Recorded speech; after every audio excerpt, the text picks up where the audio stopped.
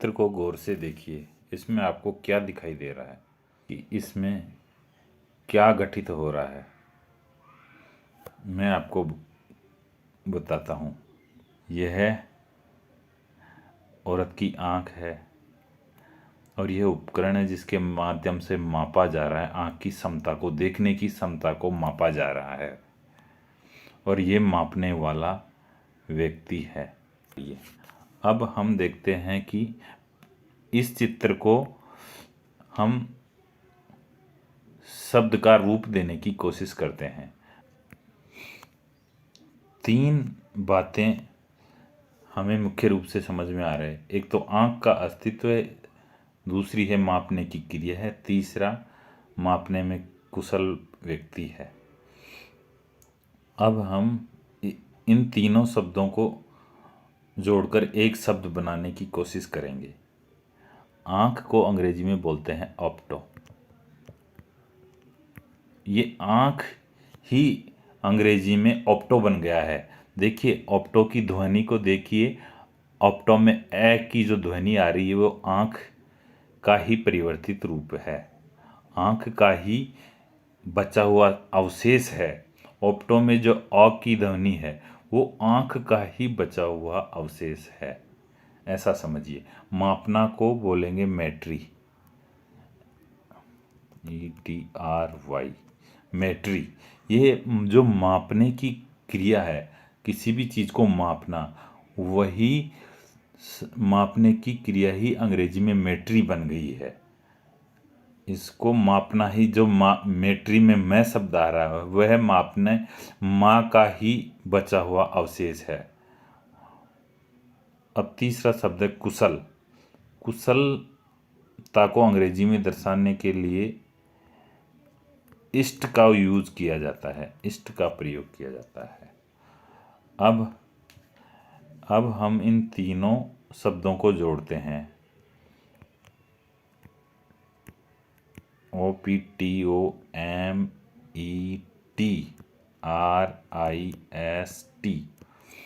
इनको जोड़ने से बनता है ऑप्टोमेट्रिस्ट। ऑप्टोमेट्रिस्ट ऑप्टोमेट्रिस्ट का अर्थ निकलता है कि आंख की क्षमता को मापने में जो कुशल है।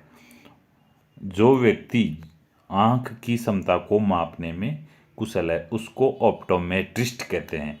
हिंदी में बोलेंगे उसको दृष्टिमितिज्ञ।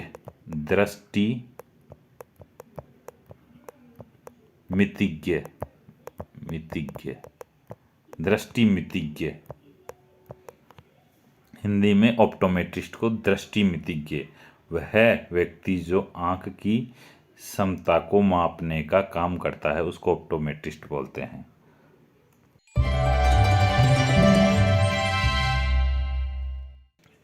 अब हम संस्कृत के शब्द अक्षी पर आ जाते हैं। संस्कृत का शब्द अक्षी का अर्थ होता है आँख, और यह शब्द हिंदी में गति करते करते अपना रूप बदलता है और अक्षी से आँख बन जाता है।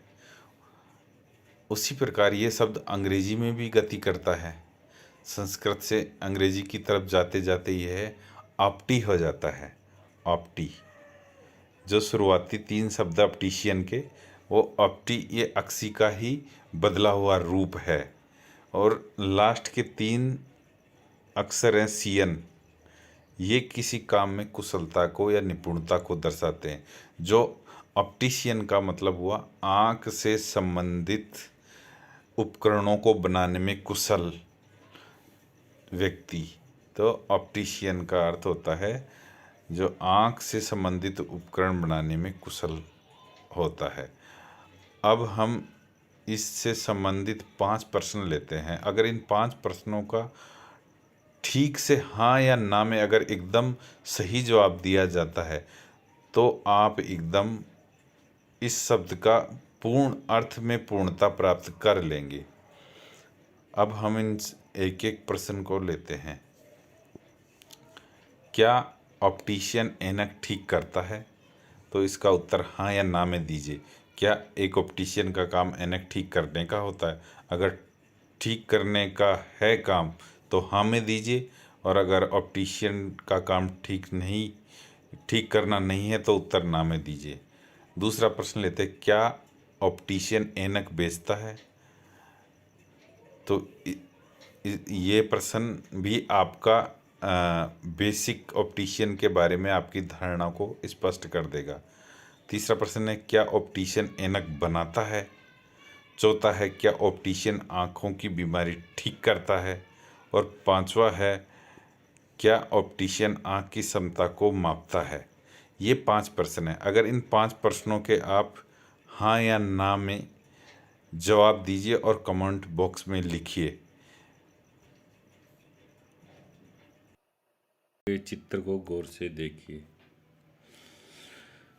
इसमें आपको क्या दिखाई दे रहा है कि ये है टीके का निशान, बीसीजी का टीका लगाया उसका निशान है। अब इस निशान के अंदर आपके शरीर में एक गड्ढा बन गया, एक अंदर की तरफ एक गड्ढा बना हुआ है।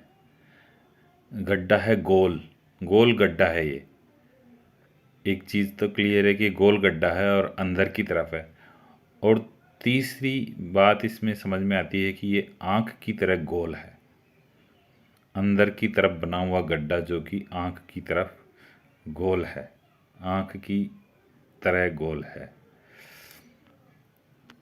तो अब हम इस चित्र को शब्द का रूप देने का प्रयास करते हैं। अंदर। इस चित्र की दूसरी खासियत है आँख, आँख का जैसा, आँख,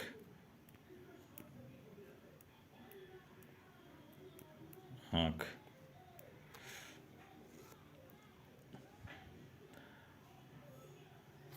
अंदर और आँख दो शब्द मैंने इस चित्र के लिए बना दिए हैं, क्योंकि ये आँख का जैसा है, गोल है, इसलिए मैंने आँख शब्द लिया है। अंदर को हम लिखेंगे इन, अंग्रेजी में। आँख को लिखेंगे ऑक्यूल, ओक्यूल। अब ये क्रिया है, इस हाथ के अंदर गड्ढा बनाने की क्रिया को हम दर्शाएंगे ATE, एट। ये शब्द एट, यह क्रिया को दर्शाता है, एट।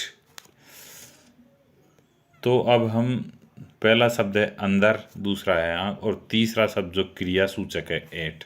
इन तीनों शब्दों को जोड़कर देखते हैं क्या बन। इनका अर्थ अंदर, अक्यूल यानी आँख, आँख का ही परिवर्तित रूप अक्यूल। अक्यूल में जो अ और क की ध्वनि बच्चे अंग्रेजी में काम कर रहे हैं। अक्यूलेट, इसका अर्थ हुआ अंदर की तरफ आँख बनाना, अंदर आँख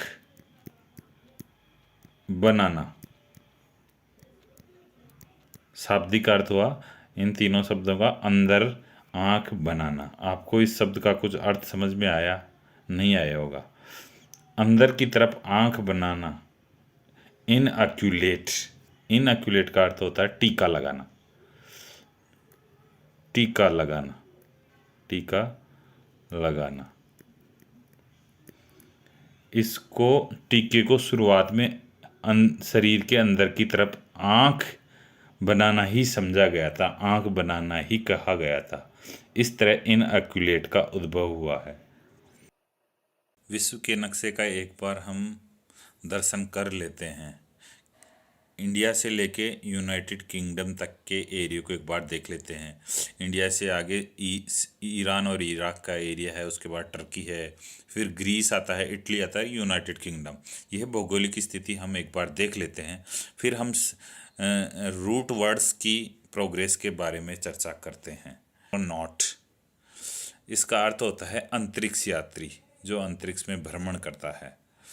अब हम इस शब्द के दो रूट्स के बारे में चर्चा करेंगे। दो रूट वर्ड्स जिनसे इस शब्द का निर्माण हुआ है उनकी चर्चा करेंगे।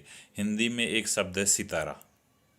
सितारा, इसका सितारा, सितारा आप जानते हैं, तारे को सितारा भी बोलते हैं।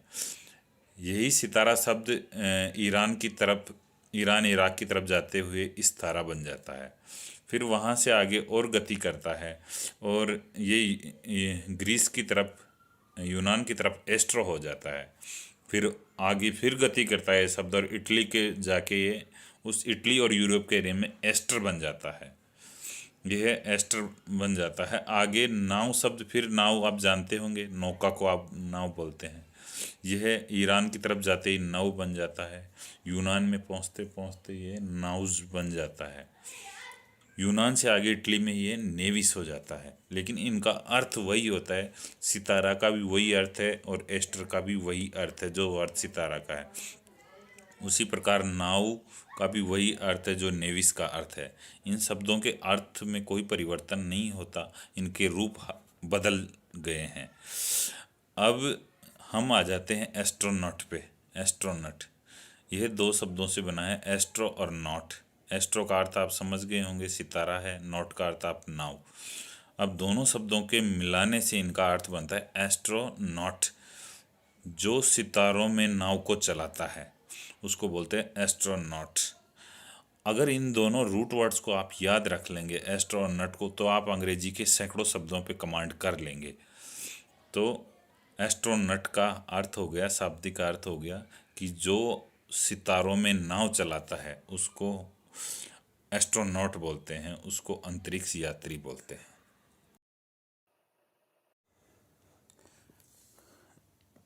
भारत के नक्शे को गौर से देखिए। इसमें आपको क्या दिखाई देता है?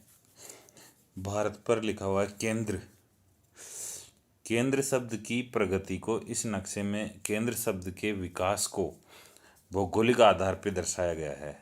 केंद्र ये ग्रीस में पहुंचते पहुंचते, यूनान में पहुंचते पहुंचते एक केंट्रो हो गया और फिर आगे इसका विकास होता है इटली और यूरोप की तरफ, ये सेंट्रो हो जाता है और यूनाइटेड किंगडम की तरफ, ब्रिटेन की तरफ पहुंचते पहुंचते ये सेंटर हो जाता है। अब इस सेंटर शब्द से अंग्रेजी में बहुत सारे शब्दों का उद्भव हुआ है। अगर आप इस रूट को अच्छी तरह समझ जाएंगे तो आप अंग्रेजी के बहुत सारे शब्दों की कमांड कर लेंगे। यहाँ एक्सेंट्रिक शब्द को देखिए। एक्सेंट्रिक का अर्थ होता है सनकी। सनकी, जिसका व्यवहार कुछ अलग हटके हो, जिसका व्यवहार सामान्य न हो।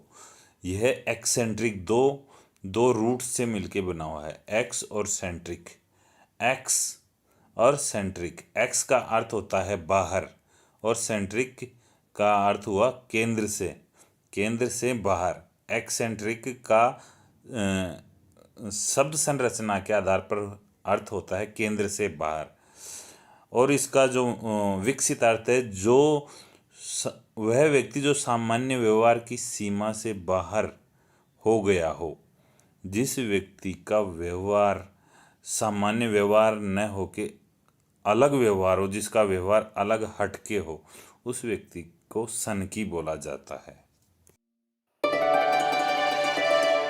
इस मैप को गौर से देखिए और देशों को क्रम देखिए। भारत के बाद में आता है ईरान, इसके बाद में सीरिया है, तुर्की है, फिर ग्रीस आ गया, इटली आ गया और यूनाइटेड किंगडम। अब यह देशों का यह क्रम भारत से लेके यूनाइटेड किंगडम तक के एरिया को एक बार हमने अपनी नज़र में कर लिया। अब यह अपने अंग्रेजी के शब्दों को समझने में अपनी सहायता करेगा। हम देखते हैं ग्रेगेरियस शब्द। ग्रेगेरियस, इसका अर्थ होता है मिलनसार। इस शब्द को समझने के लिए हम इसके एक रूट को समझते हैं। हम संस्कृत का एक शब्द लेते हैं ग्राम। यह इस शब्द का अर्थ होता है झुंड या समूह है। झुंड या समूह है। भारत में ग्राम था ये शब्द। आगे ये शब्द ईरान की तरफ पहुंचते ये ग्राम्य हो गया। इसका अर्थ वही है, लेकिन और यूनान में पहुँचते पहुँचते ये शब्द आगोरा हो गया, और यूनान से आगे फिर इटली की तरफ चलता है, वहाँ एक ग्रेक्स बन जाता है। इन इन शब्दों का वही अर्थ है झुंड या समूह है। अब हम ग्रेगेरियस शब्द पर आ जाते हैं। इसमें इस शब्द को दो खंडों में तोड़ते हैं, ग्रेग, एरियस। ये जो ग्रेक्स है इटली में, वही ग्रेक्स यहाँ इस शब्द में आके ग्रेग बन गया, और ग्रेग का अर्थ वही है झुंड, समूह है या गांव। तो ग्रेग का अर्थ होता है झुंड। एरियस जो विशेषण बनाता है जो झुंड में रहने का शौकीन हो, इच्छुक हो, समूह में रहने का इच्छुक, झुंड में रहने वाला। ग्रेगेरियस का अर्थ हो गया, इसका उच्चारण देख लेते, ग्रेगेरियस। मिलन, इसका अर्थ होता है मिलनसार। मिलनसार, जो झुंड में रहना चाहता हो, जो झुंड में रहने का शौकीन हो, उसको बोलते हैं ग्रेगेरियस। जो लोगों से मिलने जुलने में इच्छुक हो। यह एक संस्कृत शब्द दृणति, इसका अर्थ होता है छीलना या फोड़ना।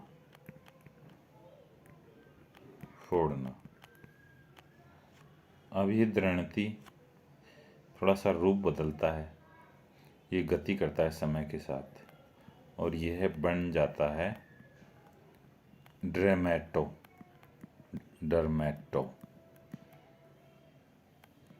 डरमेटो बन गया। यह अंग्रेजी में डरमेटो का अर्थ होता है त्वचा। इसको त्वचा से संबंधित शब्दों में इस रूट का उपयोग किया जाता है।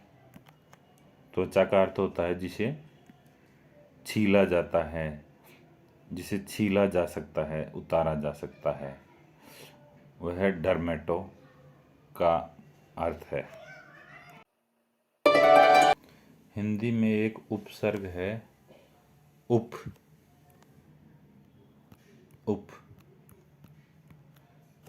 इसका अर्थ होता है नीचे या नजदीक।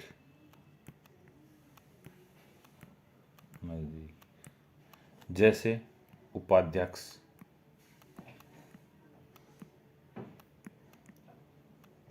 उपाध्यक्ष मतलब जस्ट अध्यक्ष से नीचे वाला अध्यक्ष या नजदीक का अध्यक्ष।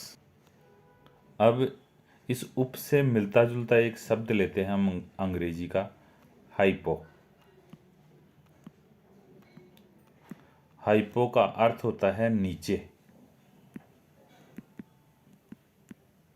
भाषाविद मानते हैं कि यह जो हाइपो है, यह उप का ही एक रूप है। जहाँ से हाइपो की उत्पत्ति हुई है, वहीं से ही उप की भी उत्पत्ति हुई है। अब रूप में थोड़ा सा, उच्चारण में थोड़ा सा फर्क दिखाई देगा आपको। उप और हाइपो, ये बदलते बदलते हाइपो पे पहुंच गया है, उप ही। लेकिन अर्थ देखिए आप, उप का जो अर्थ है नीचे या नज़दीक, वही अर्थ हाइपो के हैं। अब हम हाइपो से उत्पन्न होने वाले कई शब्दों के बारे में चर्चा करेंगे। एक शब्द है हाइपोडर्मिक।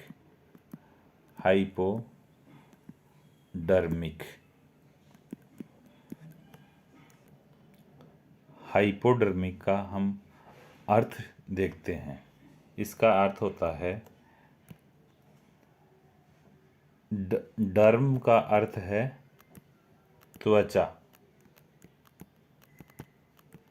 और हाइपो का अर्थ है नीचे। तो हाइपोडर्मिक का अर्थ हुआ त्वचा के नीचे। आपको ये चित्र दिखाई दे रहा होगा। यह जो नीडल है, इसी को बोलते हैं हाइपोडर्मिक। इसको इसलिए हाइपोडर्मिक बोलते हैं कि यह त्वचा के नीचे घुस जाती है। यह जो नीडल है, यह त्वचा के नीचे घुसकर शरीर में प्रवेश कर जाती है, इसीलिए इसको बोलते हैं हाइपोडर्मिक।